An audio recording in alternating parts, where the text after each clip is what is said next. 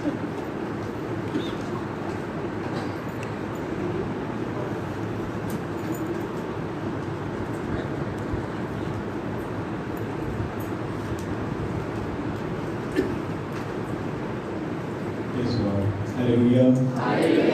मसीह के बाबरकत नाम में आप सबकी सलामती हो। खुदा उनके मुकद्दस पाक कलाम से मेरे साथ देखिएगा रसूलों के बाल 17वां बाब और उसकी 31वीं आयत। मेरे साथ इस आयत को आप सब मिलकर पढ़िए। क्योंकि उसने एक दिन ठहराया है जिसमें वो रास्ती से दुनिया की अदालत उस आदमी की मार्फत करेगा जिसे उसने मुकर्रर किया है और उसे मुर्दों में से जलाकर ये बात सब पर साबित कर दी है। आमीन। एक लम्हा के लिए अपने सर को झुकाएं। आसमानी बाप, हम दिल की गहराई से इस वक्त बड़ी शुक्रगुजारी करते हैं तेरे मुकद्दस पाक कलाम के लिए। दुआ करते हैं इसे हमारे लिए आसान करना, खोलना, कि हम इसके वसीला से रहनुमाई और बरकत और कुव्वत तकमील हासिल करें।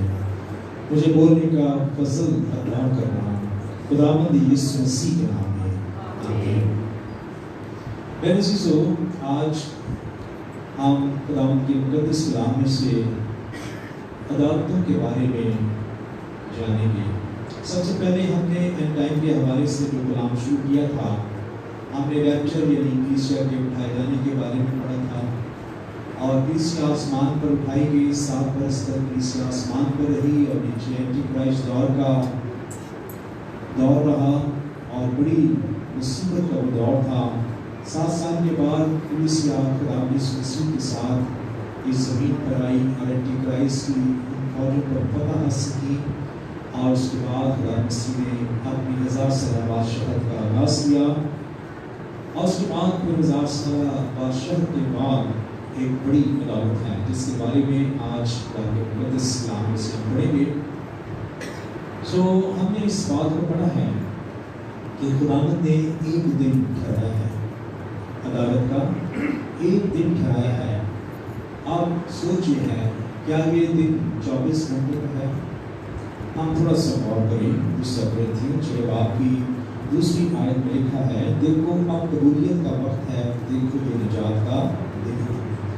अब निजात का दिन जो है, आप इस पर गौर करें। निजात का दिन कब से शुरू हुआ है? जब से खुदा मसीह दुनिया में आए थे, उस रोज से आज तक लोग निजात पा रहे हैं। सो निजात का दिन जो है उस वक्त से शुरू है। और हम इस बात को जानते हैं कि जब तक खुदावंद यीशु मसीह की आमद हो नहीं जाती, उस वक्त तक ये निजात का दिन जो है वो जारी रहेगा। और आज 2000 बरस हो चुके हैं कि निजात का दिन जो है वो अब तक जारी है। इसी तरह अदालत जो है उसका भी एक दिन जो मुकर्रर है। अब ये अदालत का दिन जो है ये कितने सालों पर मुहित है, हम इस पर भी आज गौर करेंगे।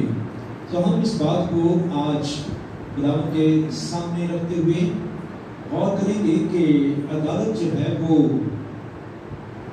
कैसी होगी और अदालत जो है ये कब होगी और ये अदालतें कितनी हैं। ख्याल किया जाता है, बहुत से लोग ये ख्याल करते हैं कि नाराज़ों की और रास्तबाजों की अदालत जो है ये इकट्ठी ही होगी। हम इस बात को जानते हैं, खुदावंद का कलाम ये कहता है कि हर शख्स का हाल मसीह के तख्त के सामने ज़ाहिर होगा। ताहम हम इस बात को भी जानते हैं कि सब के सब एक ही वक्त में खुदावंद के तख्त अदालत के सामने हाजिर नहीं होंगे, बल्कि ये अलग अलग वक्त है जहाँ पर अदालत होगी। और 3 अदालतों के बारे में खुदा का कलाम हमें ये बताता है। पहली अदालत जो है वो कलीसिया की अदालत होगी। اور یہ مقدسوں کی عدالت ہوگی. اور یہ عدالت کب ہوگی؟ ہم سب اس بات کو جانتے ہیں کہ جب خداوند یسوع مسیح آسمان سے آئیں گے. تسالونیکیوں 4:17 میں آپ اس بات کو جانتے ہیں. خداوند یسوع مسیح آئیں گے اور بادلوں پر آ کر ٹھہریں گے. کلیسیا زمین پر سے اٹھائی جائے گی اور ہوا میں اڑ کر خدا مسیح کا استقبال کرے گی اور کلیسیا جلالی بدن میں ہوگی. اور اس وقت کلیسیا کی عدالت ہوگی. جو اٹھائے جائیں گے وہ خداوند کے حضور میں پہنچائے جائیں گے. ان کی عدالت وہاں پر ہی ہوگی. اب یہ عدالت جو ہے اس پر تھوڑا سا غور کریں گے. دوسرا کرنتھیوں 5ویں باب کی 10ویں آیت کو ہم پڑھیں.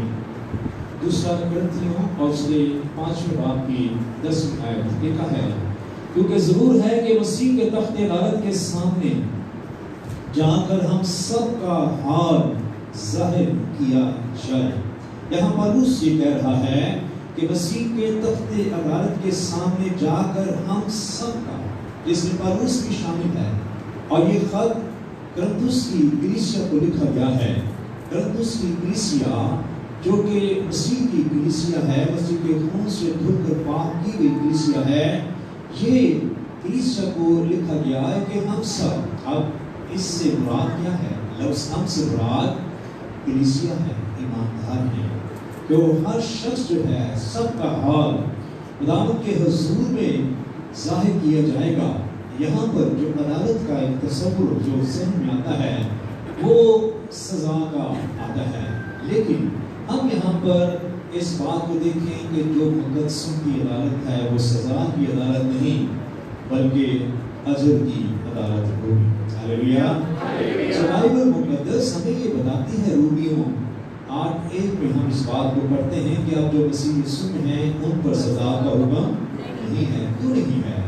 اس لیے کہ بائبل مقدس یوحنا 5:24 میں بتاتی ہے جو میرا کلام سنتا اور میرے بھیجنے والے کا یقین کرتا ہے ہمیشہ کی زندگی اس کی ہے، اور وہ موت سے نکل کر زندگی میں داخل ہو گیا ہے. جب انسان گناہ کی حالت میں ہوتا ہے تو وہ ایک موت کی حالت میں ہوتا ہے. گناہ کی مزدوری موت ہے. لیکن جب وہ نجات پاتا ہے تو وہ ایک زندگی میں داخل ہو جاتا ہے. ہم اس بات کو جانتے ہیں مقدسوں کی عدالت ہو چکی ہے. کہاں ہوئی ہے؟ مقدسوں کی عدالت جو ہے وہ صلیب پر ہو گئی ہے. مسیح ہمارے گناہوں کو اٹھا کر صلیب پر لے کر گئے تھے، ہماری خاطر وہ مصلوب ہوئے تھے اور سزا مسیح یسوع نے اٹھائی ہے. اور اس لیے آپ جو مسیح یسوع میں ہیں ان پر سزا کا حکم نہیں. خدا نے جج کے طور پر ہمیں ہر ایک جرم اور گناہ سے بری کر دیا ہے. اس لیے ہم پاک راست باز ٹھہرائے گئے ہیں. اس لیے یہ جو عدالت کا ذکر ہم یہاں پر پڑھتے ہیں یہ مقدسوں کے کاموں کے موافق عدالت ہے. اور اس کا ذکر ہم مکاشفہ 22:12 میں بھی پڑھتے ہیں.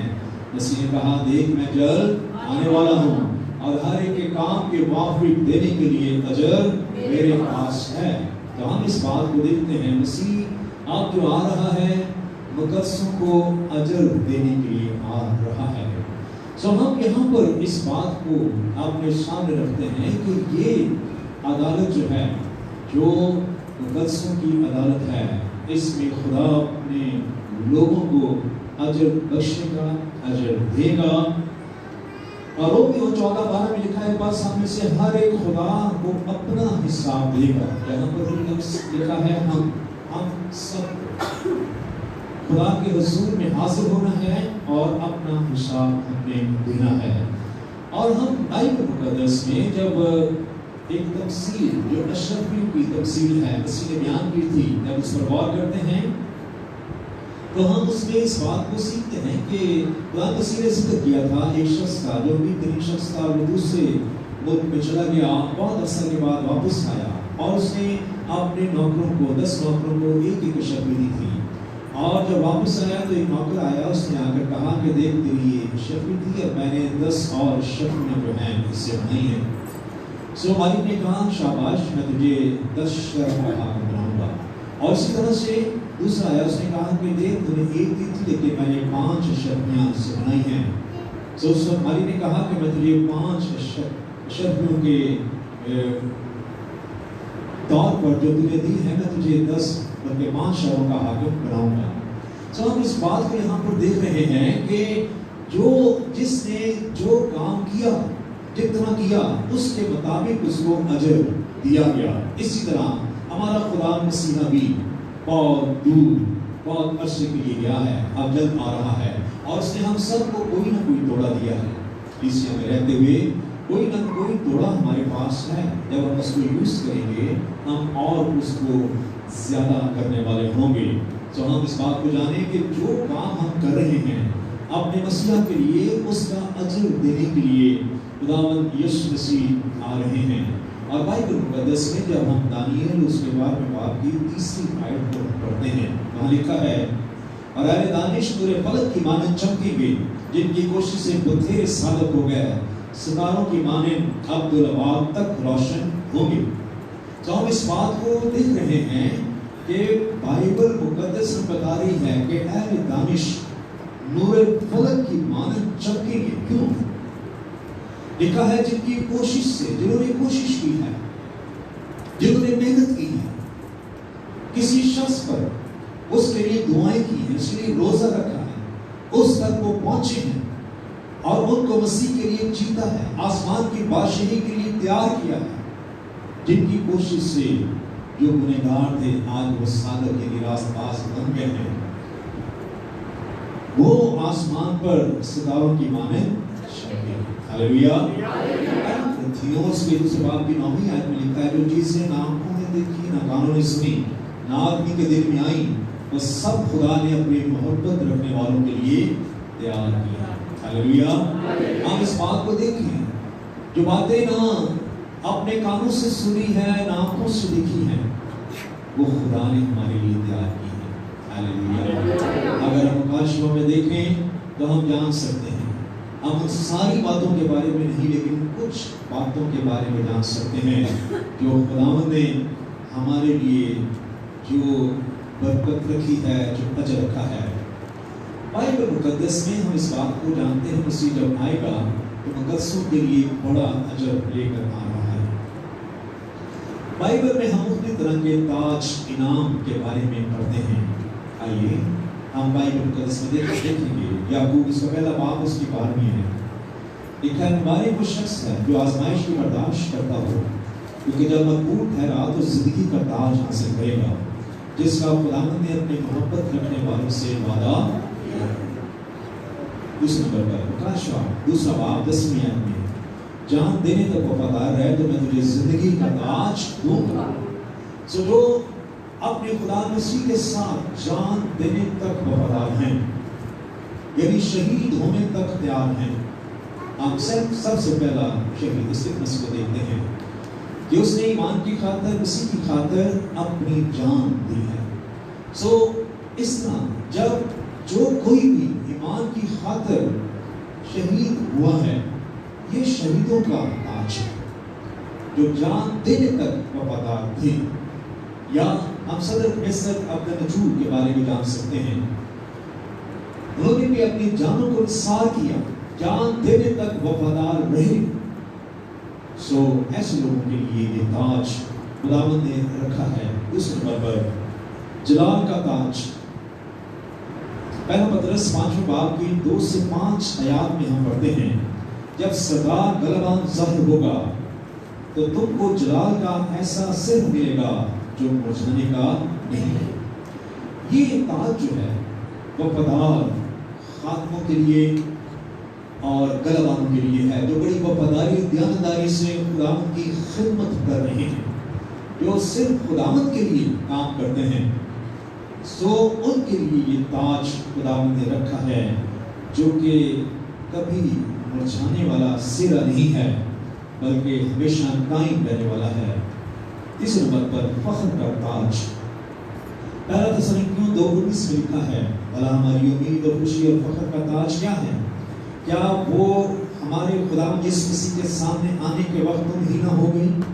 پالوس یہاں پر بیان کرتا ہے جب میں آسمان پر ہوں گا اور تم بھی جب آسمان پر ہوگے اور میں تمہیں آسمان پر دیکھوں گا تو تم میرے لیے خوشی اور امید کا اور فخر کا تاج ہوگی.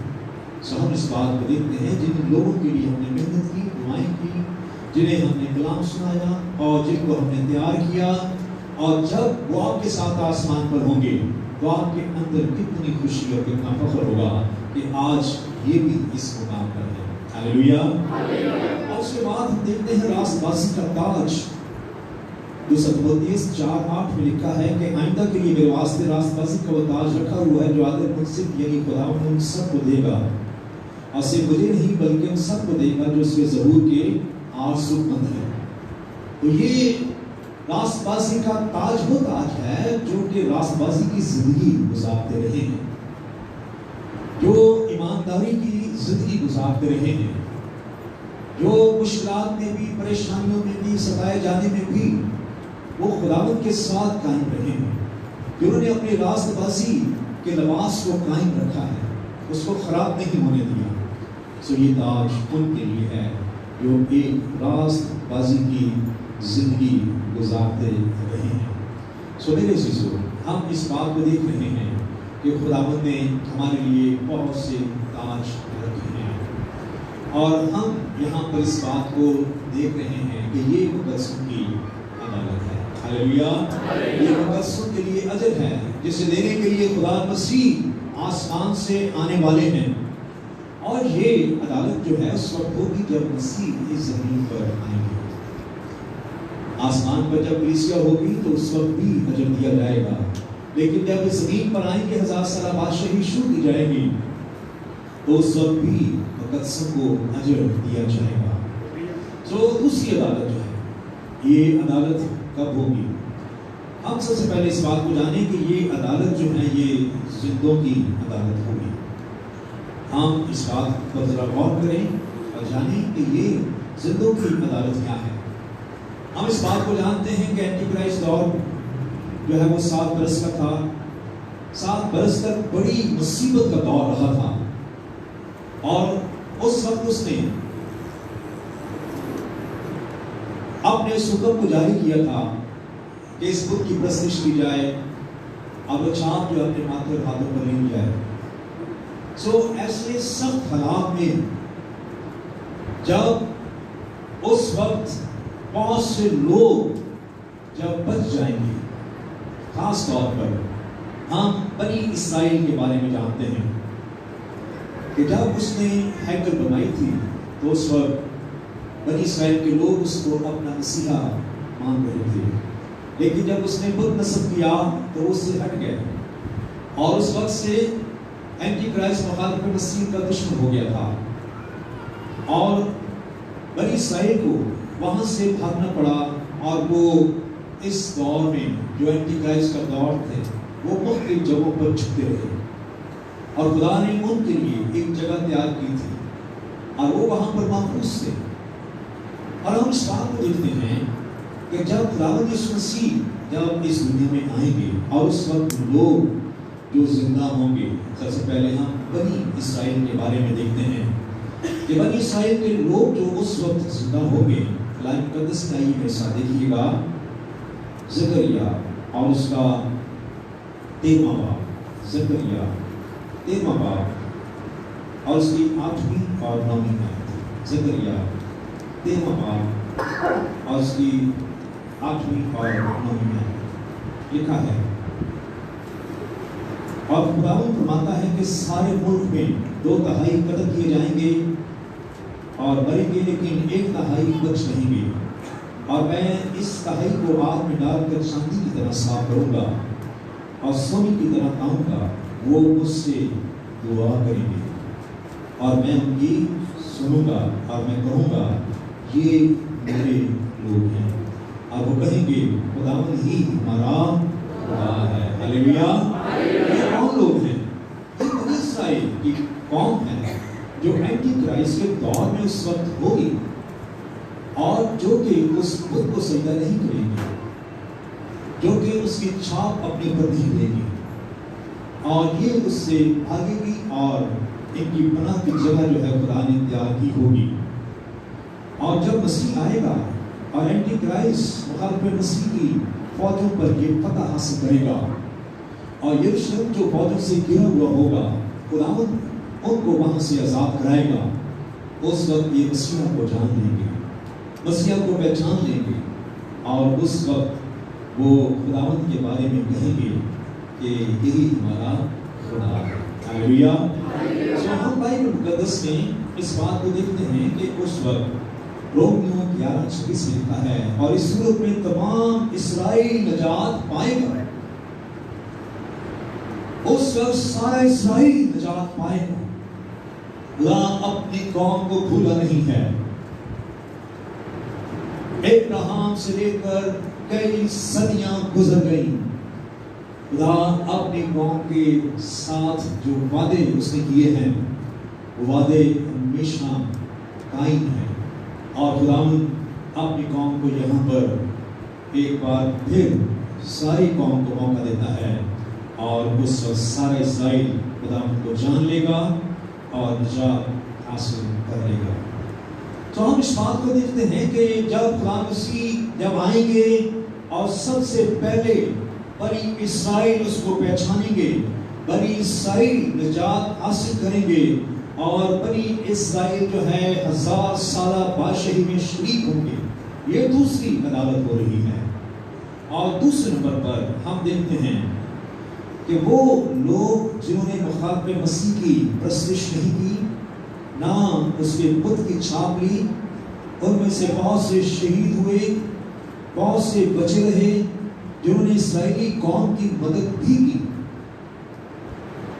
बहुत से लोग खुदा मसीह के जमीन पर आने पर बहुत से लोग जिंदा होंगे जिन्होंने एंटी क्राइस्ट के दौर में उसकी प्रस्तिश नहीं की, उसकी छाप नहीं ली है। वो भी अपने आप को बचाते रहे हैं, छुपाते रहे हैं। और जब मसीहा आया है तो अब वो मसीह के हजूर आए हैं। सो उस वक्त बाइबल मुकद्दस हमें ये बताती है। आइए मेरे साथ खुदा के कलाम में से देखिए मत्ती की इंजील और उसका 25वां बाब और उसकी 34वीं आयत से। मत्ती की इंजील और उसका 25वां बाब 34वीं आयत से।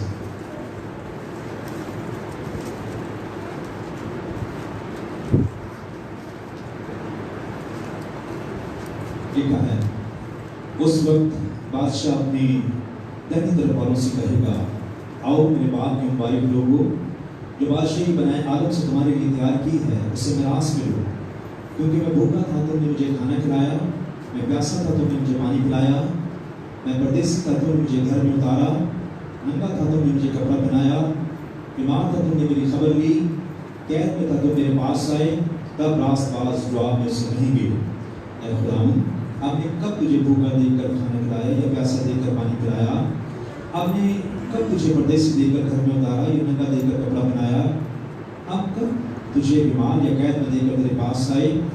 बादशाह जवाब में उनसे कहेगा, मैं तुमसे सच कहता हूँ, जब तुमने मेरे इन सबसे छोटे भाइयों में से किसी के साथ ये किया तो मेरे साथ। तो यहाँ पर हम इस बात को देखते हैं कि यहूदी कौम जो कि उस वक्त एंटी क्राइस्ट से छुट्टी फिर रही थी, उस वक्त ये वो लोग थे जिन्होंने एंटी क्राइस्ट के उस बुत को सजदा नहीं किया, ना उसकी छाप ली, बल्कि इन्होंने उन यहूदियों की मदद की थी। यहूदी कौन है? वो खुदा मसीह के भाई हैं, जिस्मानी भाई। और इस बात को जानते हैं कि दाऊद के साथ खुदा ने वादा किया था, और दाऊद ने खुदा की शुक्रगुजारी की थी कि खुदावंद तूने मेरे साथ इतने लंबे जमाने तक का वादा मुझसे किया है कि तेरी बादशाह हमेशा कायम रहेगी, और फिर दूसरे नंबर पर तेरा खानदान हमेशा कायम रहेगा। और हम इस बात को देखते हैं, खुदा मसीह जो दुनिया में आए थे, जब मक्का समरिया पर खुदा का कृष्ण ज़ाहिर हुआ था तो उसने कहा था कि वो याकूब के यानी इस्राएल के घराने पर वो अब तक बादशाही करेगा, मसीह की बाबत। और मसीह जब दुनिया में आए, अपनी बादशाह को कायम किया, तो जो वादा खुदावंद ने दाऊद के साथ किया था कि तेरी बादशाह अब तक कायम रहेगी, अब वो बादशाह कायम है। दूसरे नंबर पर दाऊद का जो खानदान बनी इस्राएल वो आज तक कायम है एंटी क्राइस्ट के दौर में। تو ہم اس بات کو یہاں دیکھتے ہیں کہ یہ وہ ہیں جو خدا مسیح کے جسمانی بھائی ہیں، خدا مسیح کے روحانی بھائی ہیں، لیکن نسلی اعتبار سے خدا مسیح جو ہے وہ یہودیوں میں سے ہے۔ ہاللیلویہ۔ تو ہم اس بات کو دیکھتے ہیں، اس نے کہا اگر تم نے ان کے ساتھ ایسا کیا تو گویا میرے ساتھ کیا تھا، اس لیے یہ لوگ بھی خدا مسیح یسوع کے ساتھ باشرت میں شریک ہوں گے۔ اس میں وہ لوگ جنہوں نے مخاطب مسیح کی پیروی کی، اس کی چھاپ اپنے ماتھے اپنے ہاتھوں پر لی اور اس کی پرستش کی تھی اور اسرائیلی قوم کو بھی ستایا تھا، تو ان سے خدا مسیح کیا کہے گا؟ آئیے ہم دیکھیں متی کی انجیل 25واں باب اور اس کی 41ویں آیت سے۔ متی 25:41۔ پھر وہ بائیں طرف والوں سے کہے گا، اے معلوم میرے سامنے سپیشن کی آگ میں چلے جاؤ جو ابھی سے اس کے پرشنوں کے لیے تیار کی ہے، کیونکہ میں بھوکا تھا تم نے مجھے کھانا کھلایا، پیاسا تھا کھانا نہ کھلایا، میں پیاسا تھا تم نے مجھے پانی نہ پلایا، پردیسی تھا تم نے مجھے اپنے گھر میں نہ اتارا، ننگا تھا تم نے مجھے کپڑا نہ پہنایا، بیمار اور قید میں تھا تم نے میری خبر نہ لی۔ تب وہ بھی جواب میں کہیں گے، اے خداوند ہم نے کب تجھے بھوکا یا پیاسا یا پردیسی یا ننگا یا بیمار یا قید میں دے کر تیری خدمت نہ کی؟ اس وقت وہ سے جواب میں کہے گا، میں تم سے سچ کہتا ہوں جب تم نے ان سب سے چھوٹوں میں سے کسی کے ساتھ یہ سلوک نہ کیا تو میرے ساتھ نہ کیا، اور یہ ہمیشہ کی سزا پائیں گے مگر راست باز ہمیشہ کی زندگی۔ ہاللیلویہ۔ یہ دوسری عدالت ہے جس میں ہم نے ان باتوں کو پڑھا ہے۔ پہلے نمبر پر ہم نے بنی اسرائیل کے بارے میں پڑھا ہے کہ بنی اسرائیل مسیح کے آنے پر دنیا میں ہوگی اور وہ ساری بنی اسرائیل نجات پائے گی اور اس کے ساتھ 1000 سالہ بادشاہی میں شریک ہوگی۔ اور پھر کچھ ایسے لوگ ہیں جنہوں نے اینٹی کرائسٹ کی اس چھاپ کو نہیں لیا، اس کی پرستش نہیں کی، وہ بھی زندہ اور وہ بھی اس عدالت میں آئیں گے اور وہ بھی بادشاہت میں داخل ہو جائیں گے۔ اور تیسرے نمبر پر وہ جنہوں نے اس کی چھاپ اپنے ماتھے ہاتھوں پر لی، اس کی پرستش کی تھی، وہ سزا پائیں گے۔ ہاللیلویہ۔ وہ دو عدالتیں ہو چکی، اب تیسری عدالت جو ہے، جو ہے یہ مردوں کی عدالت ہے۔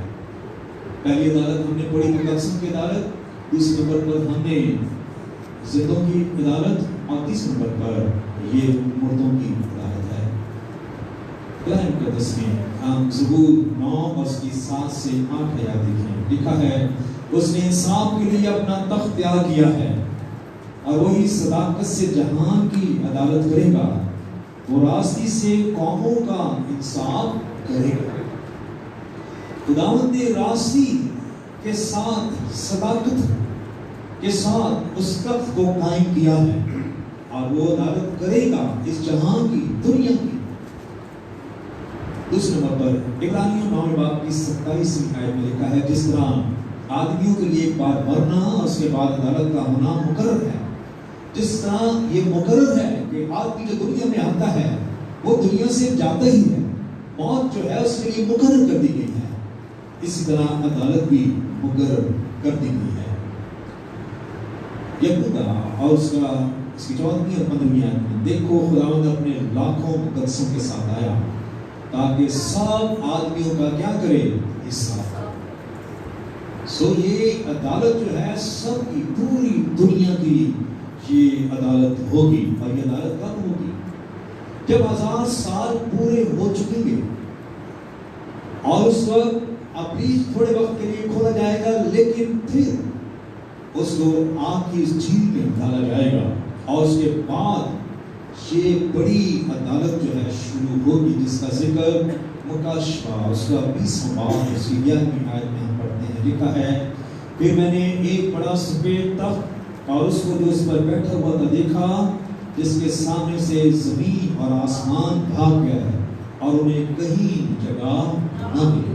آسمان بھی قائم نہ رہا، پہلا آسمان جہاں پر ابلیس اور اس کی بدروہیں وہاں پر ہیں، وہ سب نیچے گرائے جائیں گے اور ان کے لیے بھی عدالت اور سزا کا حکم دیا گیا ہے، تو اس لیے وہ بھی اب قائم نہیں رہیں گے، وہ آسمان قائم نہیں رہے گا، زمین آدم سے آج تک دنیا میں گناہ ہو رہا ہے، اس لیے یہ گنہگار زمین بھی اس عدالت کے سامنے قائم نہیں رہے گی۔ اور ہم اس بات کو دیکھ رہے ہیں کہ بائبل مقدس ہمیں اس بڑی عدالت کے بارے میں بتا رہی ہے، اور یہ عدالت جو ہے یہ ایک بہت بڑی عدالت ہے، بڑا تخت ہے اور سفید تخت ہے، اور اس پر جو بیٹھا ہوا تھا اس کو دیکھا گیا ہے، اور یہ کون ہے؟ یہ ہمارا اس کے بارے میں خدا نے بیٹے کے سپرد کر دیا ہے، اور اسے مردوں میں سے زندہ کر کے یہ بات سب پر ثابت کر دی ہے۔ اس لیے عدالت ہمارے خداوند کے ہاتھ میں ہے، اور وہی اس ساری دنیا کی عدالت کرنے کے لیے آ رہا ہے۔ تو ہم اس بات کو یہاں پر دیکھ رہے ہیں کہ یہ عدالت جو ہے یہ اب کن کی عدالت ہے۔ یہاں پر ہم نے اس بات کو جان لیا کہ یہ عدالت گنہگاروں کی عدالت ہے۔ آئیے اس کی اس بات کی 12ویں اور 13ویں آیت دیکھیں۔ پھر میں نے چھوٹے بڑے سب مردوں کو اس تخت کے سامنے کھڑے ہوئے دیکھا، کتابیں کھولی گئیں، پھر ایک اور کتاب کھولی گئی، یعنی کتاب حیات، اور جس طرح ان کتابوں میں لکھا ہوا تھا ان کے ایمان کے مطابق مردوں کا انصاف کیا گیا۔ 15ویں آیت، اور جس کسی کا نام کتاب حیات میں لکھا ہوا نہ ملا وہ آگ کی جھیل میں ڈالا گیا۔ تو ہم یہاں پر دیکھیں یہ جب بڑی عدالت، پوری دنیا کی عدالت، آدم سے لے کر ہر اس شخص کی عدالت جو اس دنیا میں آیا اور مر گیا اور گناہ کی حالت میں مر گیا، تو یہ ان کی عدالت ہے اور ایک بہت بڑی عدالت ہے۔ اور یہاں پر ان سب کی کتابیں جو ہیں وہ کھولی گئی ہیں۔ یہاں پر کتابیں کیا ہیں؟ کتابیں وہ فائلیں ہیں، ہم سب کی ایک فائل جو ہے وہ بنتی ہے۔ آپ کسی ایک اچھی کمپنی میں ہیں، ضرور وہاں پر آپ کی ایک فائل بنتی ہے، اور پورے سال کا ریکارڈ جمع ہوتا ہے، اس حساب سے ہی آپ کی وہاں پر پروموشن ہوتی ہے۔ تو ہم یہاں پر اس بات کو دیکھ رہے ہیں، آسمان پر ایک کتاب ہے جہاں پر ہم سب کے اعمال، کام جو ہے وہ لکھے جاتے ہیں۔ ہم عید کا دن کھل جائیں گی کتابیں، جس دن حساب ہو، سچائی کا ترازو یسوع کے ہاتھ ہو۔ تو ہم اس بات کو دیکھ رہے ہیں، یہ کتابیں کھولی جائیں گی۔ لکھا ہے پھر ایک اور کتاب کھولی گئی، اور یہ کتاب حیات جسے بدر کی کتاب بھی کہا جاتا ہے، اور جس کسی کا نام کتاب حیات میں لکھا ہوا نہ ملا وہ آگ کی اس جھیل میں ڈالا گیا، اور یہ اپنی موت ہے۔ جس کسی کا نام اس میں لکھا ہوا نہ ملا، ہم اس بات کو جانتے ہیں، کسی ملک میں کوئی بچہ پیدا ہوتا ہے تو اس کا نام جو ہے ملک کی اس کتاب میں لکھا رہتا ہے۔ ہم سب کا نام جو ہے پاکستان کی کتاب میں لکھا گیا ہے، اور اس سے ہی ہمارے آئی ڈی کارڈ جو ہے بنتے ہیں، اور جس سے ہم اس بات کو ثابت کرتے ہیں کہ ہم پاکستان کے شہری ہیں۔ آسمان پر بھی ایک کتاب ہے جہاں پر جب ہم روحانی اعتبار سے پیدا ہوتے ہیں، آپ جانتے ہیں خود ہی مسیح کہا تھا جب تک کوئی نئے سرے سے پیدا نہ ہو وہ آسمان کی بادشاہی میں داخل نہیں ہو سکتا ہے۔ جب روحانی اعتبار سے پیدا ہوتے ہیں، جب مسیح کو اپنا شخصی نجات دہندہ قبول کرتے ہیں، اپنے گناہوں کو چھوڑتے ہیں، اس وقت ہمارا نام کتاب حیات میں لکھا جاتا ہے۔ اب یہ بھی یاد رکھنا چاہیے، نام کاٹا بھی جاتا ہے۔ آپ جانتے ہیں کہ دوسرا نے اقلام سے دعا کی تھی، اقلام سے کہا تھا خداؤں اگر تو ان کے گناہ پر معاف نہ کرے گا تو میرا نام بھی اس کتاب میں سے تو نے لکھی ہے کام ہے۔ تو ہم اس بات کو جانتے ہیں کہ نام جو ہے وہ کاٹے بھی جاتے ہیں۔ اسکول میں بچے اگر بہت زیادہ نافرمانی کریں، کچھ بھی نہ کریں، تو ایک وقت آتا ہے ان کا نام کاٹ دیا جاتا ہے۔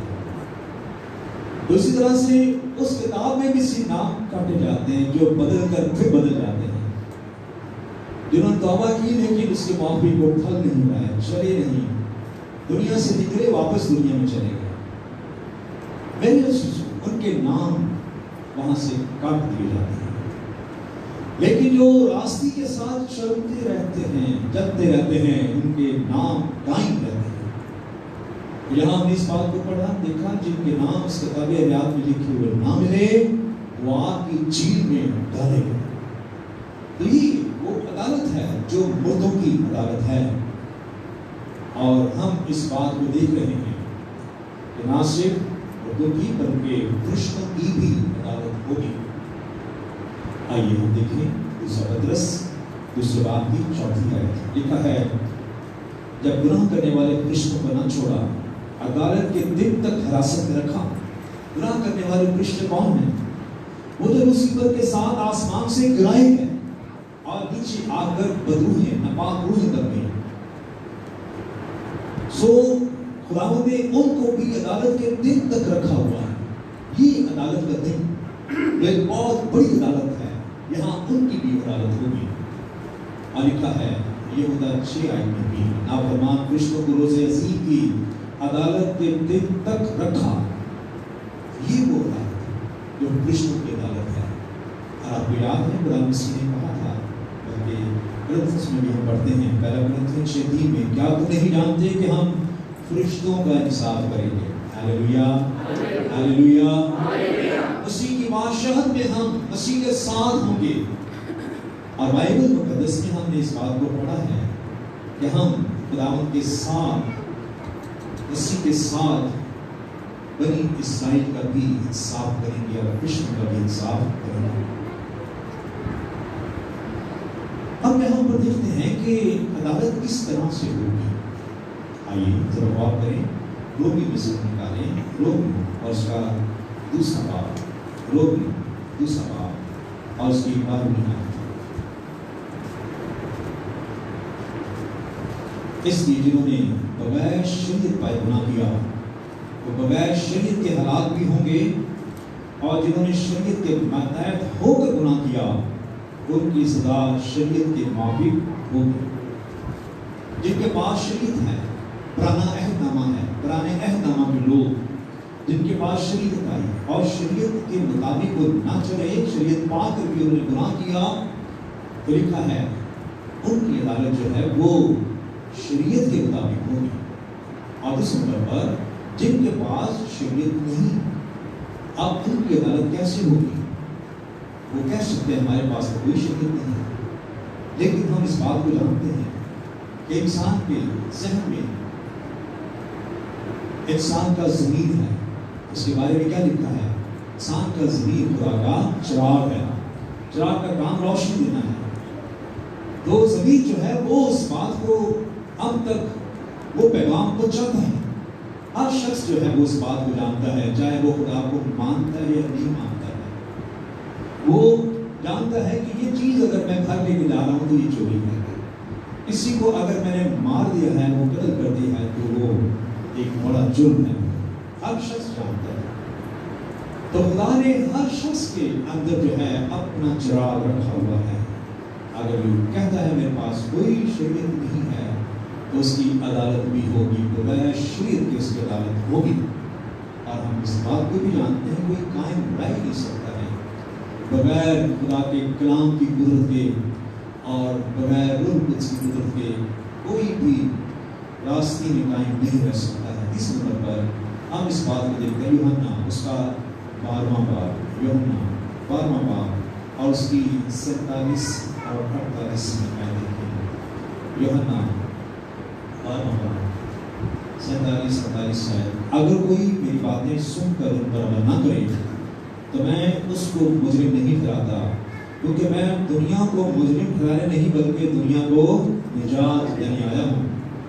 جو مجھے نہیں مانتا اور میری باتوں کو قبول نہیں کرتا اس کا ایک مجرم ٹھہرانے والا ہے، یعنی جو کلام میں نے کیا ہے آخری دن وہی اس سے مجرم ٹھہرائے گا۔ ہاللویا۔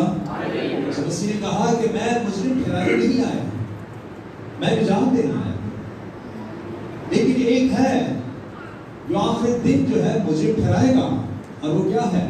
وہ میرا کلام ہے، وہ نیا عہد جو میں نے کلام کیا ہے۔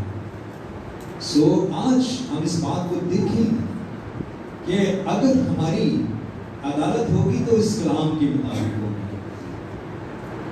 آپ کسی اچھی کمپنی میں ہیں، آپ کو ایک मेनू दिया जाता है, कहा जाता है कि ये आपका जॉब है, ये काम है, इसके मुताबिक आपने करने हैं और यही आपसे पूछा जाएगा। तो जो जो इस पे लिखा है हमारे सामने है, हमें पूछा जाएगा। ये हमें दिया गया है जिंदगी गुजारने के लिए। हालेलुया। ये मुकम्मल ज़ाब्ते हयात हमारे हाथों में, हमें किसी और किताब की जरूरत नहीं है। ये मुकम्मल ज़ाब्ते हयात है। इसको पढ़कर, इस पर अमल करके लोग आसमान पर चले गए हैं।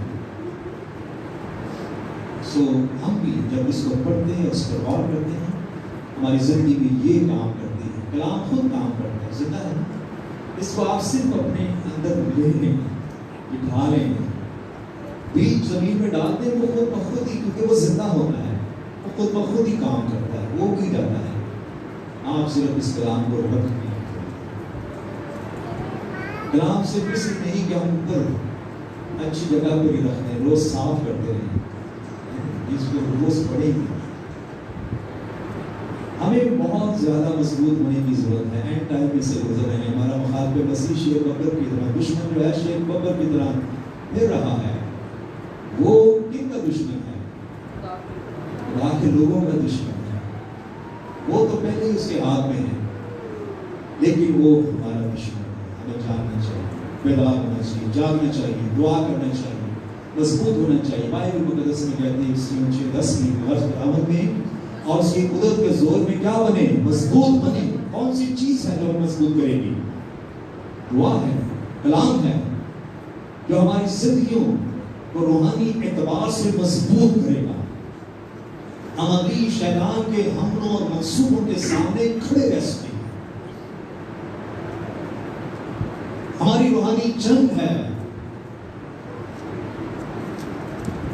और रूहानी जंग में हमने पता पानी ये नहीं कि रूहानी जंग में हम जंग तो जरूर करें, लेकिन हम गिर जाएं। उसने कई ईमानदारों को गिरा दिया है, बड़े बड़े सूरमाओं को उसने गिराया है। लेकिन आए, आप नए अहद के लोग हैं, आपको कलाम भी दिया गया है, आपको रूह कुदस भी दिया गया है। हालेलुया। आपको मसीहा का खून भी दिया गया है, आपको मसीहा ने अपना इख्तियार भी दिया हुआ है। तो आपको बहुत कुछ खुदावंद ने दे दिया है। हम इसको यूज करें, इस्तेमाल करें, मतलब मसीही जिंदगी गुजारें, शैतान अब्लीस को शर्मिंदा करे। तो हम इस बात को देख रहे हैं कि खुदावंद ये चाहता है कि हम इस कलाम को पढ़ें, गौर करें। खुदा मसीह के पास एक शख्स सवाल लेकर आया। मसीह ने कहा, क्या तुमने किताब मुकद्दस में नहीं पढ़ा है? खुदा मसीह कह रहा था तुम्हें किताब मुकद्दस पढ़नी चाहिए, सिर्फ रख देनी नहीं चाहिए। हालेलुया। कितने लोग कलाम पढ़ते हैं? रोज डेली, रोज करें, वरना अब्लीस से मार खा लेंगे। किसी एक को काम करो। मेरे अजीजों, आइए हम मजबूत बन जाएं। तो हम इस बात को देख रहे हैं कि अदालत जो है बहुत जल्द होने वाली है। मुकाशवा भी 14-15 में हमने इस बात को पढ़ा है। अदालत का नतीजा क्या होगा? ये जो गुनहगारों की बड़ी अदालत होने वाली है, इसका नतीजा आग की वो चील है जो दूसरी मौत है, और इसे दूसरा तिमोथियुस 1:9 में अबदी सजा या अबदी हलाकत कहा गया है। और मुकाशवा 14:11 में कहा गया है कि उसका अजाब का धुआं हमेशा ही उठता रहेगा।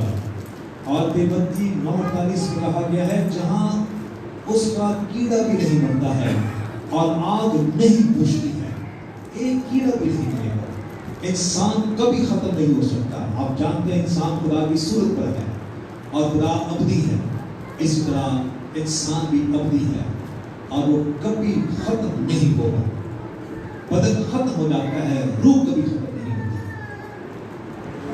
दौलतमंद आप जानते हैं कि उस अजाब की जगह पर था और तड़प रहा था, और उसने क्या कहा, जरा लाजर को भेज ताकि वो अपनी उंगली का सिर पानी भिगोकर तय करे और मेरी जुबान पर लगाए, क्योंकि मैं इस आग में पड़ा हुआ तड़प रहा हूँ। तो ये वो मुकाम है, ये वो अजाब की जगह है, ये वो आग की झील है जहां पर इंसान हमेशा ही तड़पता रहेगा।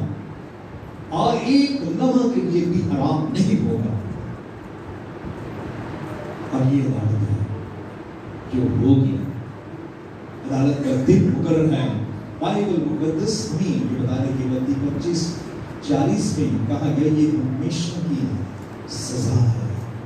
میرے عزیز بھائی چند سوال آپ کے سامنے میں رکھتا ہوں.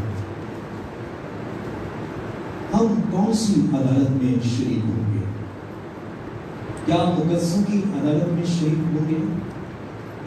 کیا ہم دوسری عدالت میں شریک ہوں گے جو اینٹی کرائسٹ کے دور میں سے گزر کر ہمیں ملنے والی ہے؟ اور یا ہم آگ کی اس جھیل کی عدالت کا انتظار کر رہے ہیں؟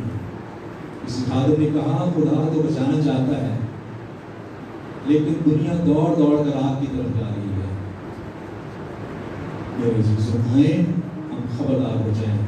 آپ جانیں ہم کہاں جا رہے ہیں, کس طرف ہم جا رہے ہیں. ہر شخص جانتا ہے میں کہاں جا رہا ہوں. اس لیے آئیے گا ہم آج اپنے آپ کو خدا کے حضور لائیں اور ہم اس